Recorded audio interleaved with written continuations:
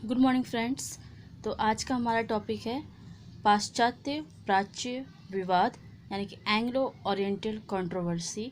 ठीक है, ये हमारे इतिहास का सबसे बड़ा शिक्षा के क्षेत्र में जो है विवाद था कि शिक्षा का जो माध्यम होगा या शिक्षा का जो बेस होगा वो किस पे होगा, प्राच्य पद्धति पर या फिर पाश्चात्य। तो यही एक विवाद समय छिड़ा हुआ था जब यहाँ पर अंग्रेज़ों ने जब शिक्षा के बारे में सोचा।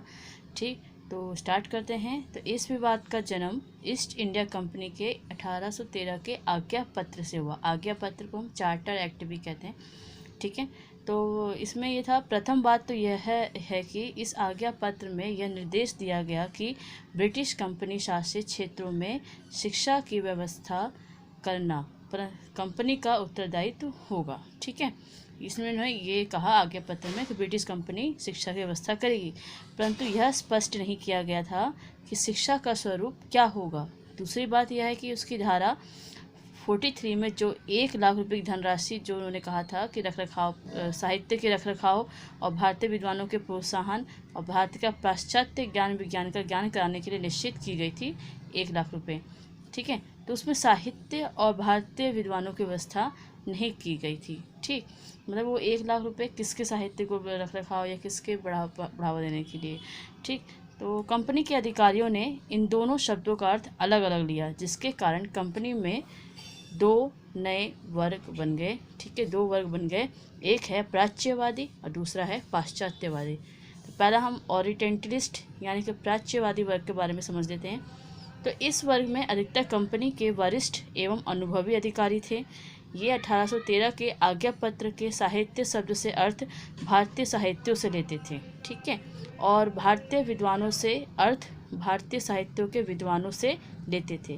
तो ये चाहते थे प्राच्य यानी कि भारत में भारतीय भाषाओं, संस्कृति, हिंदी और अरबी आदि के माध्यम से शिक्षा दी जाए, यानी कि भारत की भाषाओं द्वारा। प्राच्यवादी वो लोग थे। कुछ उदारवादी भारतीयों को पाश्चात्य ज्ञान विज्ञान का सामान्य ज्ञान कराने के भी पक्ष थे। तो इनमें ये लोग ये चाहते थे, लेकिन इस संबंध में भी इनके अपने अपने तर्क थे। कोई भारत के हित की दृष्टि से सोचने वालों के अपने तर्क थे। भारत की अपनी संस्कृति है, उसकी संस्कृति की रक्षा के लिए उसकी भाषा और साहित्य की शिक्षा देना आवश्यक है। और ब्रिटेन के हित की दृष्टि से सोचने वालों के अपने तर्क थे। ठीक है, ब्रिटेन की हिस्ट्री मतलब जो भारत के मतलब कि भारत के लिए बनाए गए थे, तो भारत के विद्वान भारत के हित के लिए सोच रहे थे। ठीक है, तो कैसे, और वही ब्रिटिश जो है अपने हित के लिए जो है कर रहे थे। ठीक, तो पहला विल्सन आदि का तर्क था कि भारत में पाश्चात्य ज्ञान और विज्ञान की शिक्षा देने से भारत में अंग्रेजों का विरोध हो सकता है। प्रिंसप आदि का तर्क था कि भारतीय पाश्चात्य भाषा, साहित्य और ज्ञान विज्ञान की शिक्षा प्राप्त करने योग्य नहीं है।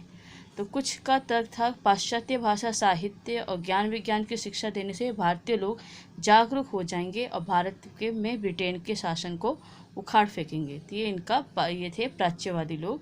ठीक है, जो कि सोचते थे भारत की संस्कृति को बढ़ावा देना है और ये पाश्चात्य ज्ञान के कुछ लोग समझते थे काबिल नहीं है, या फिर भारतीय संस्कृति के माध्यम से ही इनको शिक्षा दी जाए। अब आते हैं पाश्चात्य वर्ग यानी कि एंजलिस्ट। इस वर्ग में अधिकतर कंपनी के युवा अधिकारी थे। डिफरेंस बिटवीन उसमें वरिष्ठ अधिकारी थे, इसमें युवा अधिकारी थे। यह 1813 के आज्ञा पत्र के साहित्य शब्द का अर्थ पाश्चात्य साहित्य से लेते थे और भारतीय विद्वान का अर्थ पाश्चात्य साहित्य के भारतीय विद्वानों से लेते थे। यह चाहते थे कि भारतीयों को पाश्चात्य भाषा और साहित्यों का ज्ञान कराया जाए। भारतीयों की शिक्षा का माध्यम अंग्रेजी हो। कुछ कट्टरवादी ईसाई धर्म की शिक्षा अनिवार्य करने के पक्ष में थे। यानी उन्होंने कहा ये जो पाश्चात्य वर्ग हैं, यानी कि पाश्चात्य वर्ग जो है, ये लोग चाहते थे भारतीयों को कौन सी भाषा, अपनी भाषा यानी कि पाश्चात्य भाषा साहित्य का ज्ञान कराना। इनका माध्यम कैसा होना चाहिए, अंग्रेजी होना चाहिए, अंग्रेजी। और कट्टरवादी जो ईसाई धर्म थे वो अपने ईसाई धर्म का प्रचार करना चाहते थे। इस संबंध में भी इसके अपने अपने तर्क थे। तो कोई भारत के हिस्से से सोचता था, तो कोई अब ब्रिटेन के हिस्से सोच रहे थे। तो ब्रिटेन वाले जब क्या कहते हैं, ब्रिटेन वाले कहते थे कि भारतीयों को पाश्चात्य भाषा और साहित्य का ज्ञान कराया जाए। भारत में पश्चिमी संस्कृति का विकास किया जा सकेगा। भारत में ब्रिटिश शासन की जड़ें मजबूत होंगी। ठीक है, कंपनी के व्यापार और शासन कार्यों में के लिए अंग्रेजी पढ़े लिखे कनिष्ठ कर्मचारी तैयार किए जा सकेंगे और भारत में अंग्रेज प्रस्थ लोग तैयार